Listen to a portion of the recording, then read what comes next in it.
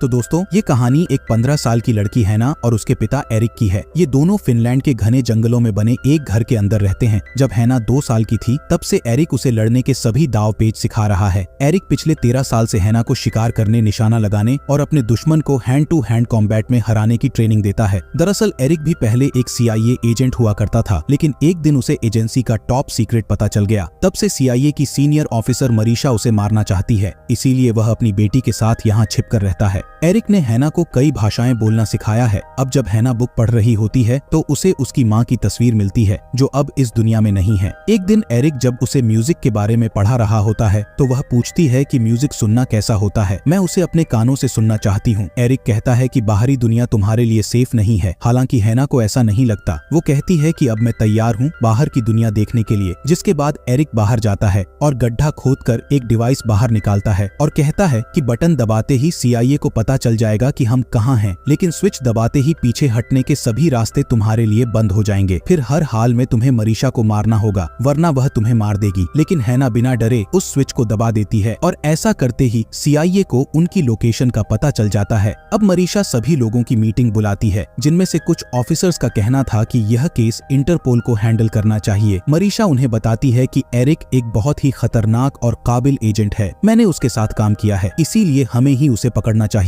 जिसके बाद उन्हें पकड़ने के लिए स्पेशल फोर्स को भेज दिया जाता है। वहीं एरिक अपनी बेटी से कहता है कि मैंने जैसा बताया है ठीक वैसा ही करना, अब हम बर्लिन में मिलेंगे। इतना कहकर वह यहाँ से चला जाता है। तभी यहाँ फोर्स आकर घर को चारों तरफ से घेर लेती है। फिर 2 सोल्जर्स अंदर जाते हैं, जिन्हें हैना बेहोश कर देती है, लेकिन बाकी सोल्जर्स द्वारा उसे पकड़ लिया जाता है। अब अगले सीन में हम देखते हैं कि हैना एक सेल के अंदर बंद है। तभी एक ऑफिसर उसके साथ बातचीत करने आता है, लेकिन हैना कहती है कि मुझे सिर्फ मरीशा से बात करनी है। जिसके बाद मरीशा खुद ना जाकर दूसरे एजेंट को अंदर भेजती है। वह एजेंट हैना से कहती है कि मैं ही मरीशा हूँ। अब हैना उस एजेंट से कई सवाल पूछती है ताकि वह पक्का कर सके कि यही मरीशा है, लेकिन इस एजेंट के कान में माइक्रोफोन लगा था, जिसके जरिए असली मरीशा हैना के सभी सवालों के जवाब दे रही थी। तभी हैना अचानक उस एजेंट से लिपट कर रोने लगती है। ऐसा करते ही एजेंट्स को खतरा महसूस होता है और वे उसे बेहोश करने के लिए अंदर आते हैं, लेकिन हैना उस एजेंट को मार देती है और गन छीनकर बाकी सोल्जर्स को भी शूट कर देती है। यह देखकर मरीशा हैरान हो जाती है, लेकिन हैना सिक्योरिटी कैमरा को तोड़कर यहाँ से भाग जाती है। वहीं कुछ साइंटिस्ट जो हैना के DNA को टेस्ट कर रहे थे, उन्हें उसके DNA में कुछ गड़बड़ नजर आती है। उधर हैना भागते हुए लैब तक पहुँचती है और जाते जाते यहाँ से अपनी मेडिकल रिपोर्ट भी साथ ले जाती है। वहीं कुछ सोल्जर्स उसे पकड़ने के लिए पीछे आते हैं, लेकिन वह एक टनल के जरिए ऊपर चढ़ जाती है और यहाँ से बाहर निकलकर देखती है कि उसके आसपास पथरीली जमीन है। तभी कुछ कार्स उसके ऊपर से गुजरती हैं, जिनके नीचे छिपकर वह यहाँ से भाग जाती है। अब वह इस बीहड़ में अकेले ही आगे बढ़ती है। तभी उसकी मुलाकात सोफी और माइल्स से होती है, जो अपने पेरेंट्स के साथ यहाँ घूमने आए हैं। सोफी उसे अपनी वैन में लिफ्ट देने के लिए कहती है, लेकिन हैना को पैदल चलना ही सेफ लगता है। वहीं हम मरीशा को देखते हैं, जो अपने लॉकर से एरिक की फाइल निकालती है और उसे जला देती है। और फिर कहानी फ्लैशबैक में जाती है। जब मरीशा ने एरिक और उसके परिवार को मारने की कोशिश की थी, तब हैना 2 साल की थी। उस हमले में हैना की माँ की मौत हो जाती है, लेकिन एरिक अपनी बेटी को लेकर वहाँ से भाग जाता है और तब से मरीशा उसे ढूंढ रही है। वहीं अब हैना चलते चलते एक गांव में पहुंचती है, जहां कुछ महिलाएं कपड़े धो रही थीं। वह यहां से कुछ कपड़े चुरा कर पहन लेती हैं। जिसके बाद उसे एक होटल नजर आता है, जिसके मालिक से मिलने के बाद उसे पता चलता है कि वह फिलहाल दूसरे देश में है। होटल के मालिक को हैरानी तो तब होती है जब हैना उससे अरबी भाषा में बात करती है। वह उसे एक कमरा देने के लिए रिक्वेस्ट करती है, क्योंकि उसके पास पैसे नहीं थे। होटल का मालिक उसे एक कमरा फ्री में दे देता है, जहाँ पहली बार वह इलेक्ट्रिसिटी देखती है। उसके लिए यह दुनिया बिल्कुल नई थी। वह बार बार लाइट की स्विच को ऑन ऑफ करती है। अब हैना उस मेडिकल रिपोर्ट को देखती है, जिसमें उसका रिजल्ट असाधारण था। वहीं दूसरी तरफ मरीशा एक बार में जाती है, जहां वह आइजैक नाम के एजेंट से मिलती है और उसे हैना को पकड़ने के लिए हायर करती है। उधर हैना की मुलाकात एक बार फिर सोफी से होती है, जो अपने परिवार के साथ उसी होटल में रुकी हुई थी। वह हैना को डिनर पर इनवाइट करती है और यह लोग साथ में खूब बातें करते हैं। अब अगली सुबह सोफी का परिवार फिर से सफर पर निकल जाता है, लेकिन उसके डैड इस बात से नाराज थे कि किसी ने उनकी वैन की सनरूफ तोड़ दी है। उधर आइजैक और उसके लोग होटल मालिक को बंदी बना लेते हैं और उससे हैना के बारे में जानकारी लेते हैं। फिर सीसीटीवी कैमरा चेक करने पर पता चलता है कि हैना वैन के अंदर छिपकर भाग गई है। जिसके बाद आइजैक होटल मालिक को मार देता है और अपनी गैंग के साथ उस वैन का पीछा करता है। वहीं एरिक भी पास के रास्ते से शहर आ जाता है, जहां उसका सामना 2 पुलिस वालों से होता है, लेकिन वह उन्हें मारकर यहां से भाग जाता है। उधर सोफी और उसका परिवार सफर का आनंद लेते हुए आगे बढ़ रहे थे, जिन्हें हैना भी छिपकर देख रही थी। तभी माइल्स उसे देख लेता है, लेकिन वह उसके बारे में किसी को नहीं बताता। अब बैन के रुकते ही हैना बाहर भागती है, लेकिन सोफी उसे देख लेती है। वह हैना को भागने के बजाय अपने साथ रुकने के लिए कहती है, जिसके बाद इन दोनों के बीच दोस्ती हो जाती है और हैना सोफी को बता देती है कि वह अपने डैड से मिलने बर्लिन जा रही है। अब सोफी एक लड़के से हैना की दोस्ती करवाती है और यह लोग साथ में बाइक पर घूमने जाते हैं। जब वह लड़का हैना को किस करने की कोशिश करता है तो वह उसे खुराक दे देती है। उधर आइजैक और उसके लोग हैना को टेंट्स में ढूंढ रहे होते हैं, लेकिन वह यहाँ नहीं होती।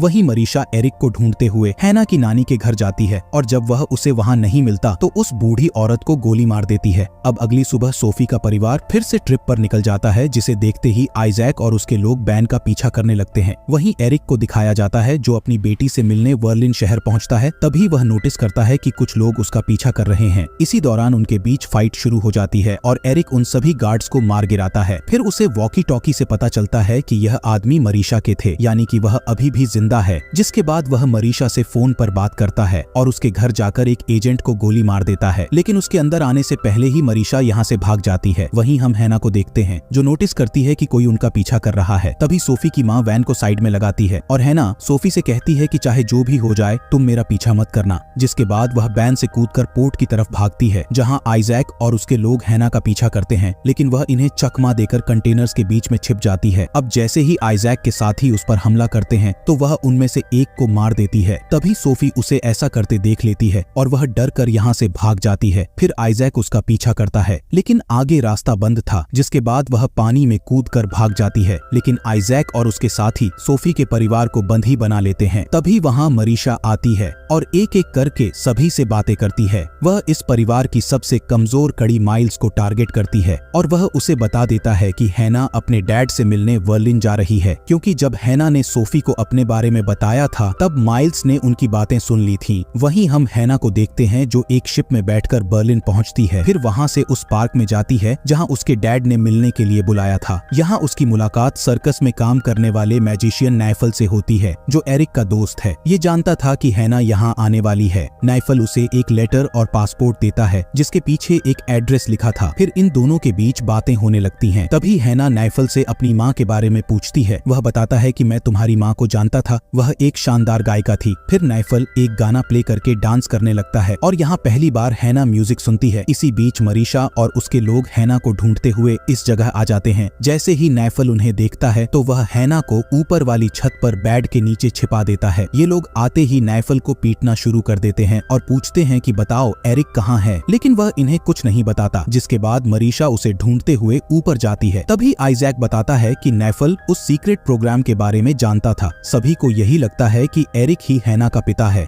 हैना भी उनकी बातें सुन रही होती है। अब उनके जाने के बाद वह घर के पीछे वाले दरवाजे से बाहर भागती है। जिसके बाद एक साइबर कैफे जाकर एरिक के बारे में सर्च करती है, जहां उसे पता चलता है कि एरिक उसका बायोलॉजिकल फादर नहीं है, यानी कि मरीशा ने जो कहा था वह सच था। अब वह अपनी ग्रैंडमदर के घर जाती है, जहां दीवार पर उसकी मॉम की तस्वीर लगी थी। इस तस्वीर पर खून के धब्बे और गोली का निशान भी बना था। वह उसे देख ही रही होती है कि तभी वहां एरिक आ जाता है। अब हैना एरिक से पूछती है कि क्या तुम मेरे असली पिता हो। ये सुनकर एरिक थोड़ा परेशान हो जाता है। वह कहता है कि हाँ, मैंने ही तुम्हें पाल पोस कर बड़ा किया है। लेकिन अब हैना केवल सच सुनना चाहती थी। जिसके बाद एरिक बताता है कि मुझे CIA में प्रेग्नेंट महिला को प्रोग्राम में शामिल करने के लिए भर्ती किया गया था। तुम्हारी माँ भी उन महिलाओं में से एक थी। दरअसल इस प्रोग्राम में बच्चों के जन्म लेने से पहले ही उनके DNA में बदलाव किए जाते थे, जिसके कारण उनमें डर और दया कम हो जाए और उनके लड़ने की क्षमता किसी आम इंसान से कहीं अधिक हो। CIA यह प्रोग्राम सुपर सोल्जर्स बनाने के लिए चला रही थी। मैंने इस प्रोग्राम में 20 औरतों को भर्ती करवाया था, लेकिन जब तुम 2 साल की थी तब मरीशा ने वह प्रोग्राम बंद करवा दिया और पूरी रिसर्च फैसिलिटी को तबाह कर दिया। वो तुम्हें भी मारना चाहती थी, लेकिन मैंने तुम्हें बचा लिया और इसीलिए मैं तुम्हें पिछले 13 सालों से ट्रेन कर रहा हूँ ताकि तुम आने वाली मुसीबतों का सामना कर सको। एरिक कहता है कि बेशक मैं तुम्हारा असली पिता नहीं हूँ, लेकिन मैं तुम्हें बहुत प्यार करता हूँ। तभी हैना यहाँ से जाने लगती है। एरिक उसे रोकने की कोशिश करता है, लेकिन हैना उस पर हमला कर देती है। तभी मरीशा और उसके लोग यहाँ आ जाते हैं। जिसके बाद एरिक हैना को यहाँ से भागने के लिए कहता है और वह खुद आइजैक के लोगों का ध्यान भटकाने की कोशिश करता है। तभी उनके बीच फाइट शुरू हो जाती है और एरिक एक एक करके उन दोनों एजेंट्स को ढेर कर देता है। तभी मरीशा उसे गोली मार देती है और एरिक वहीं मारा जाता है। वहीं हैना फिर से उस जादूगर नाइफल के घर जाती है और देखती है कि वह छत से उल्टा लटका हुआ है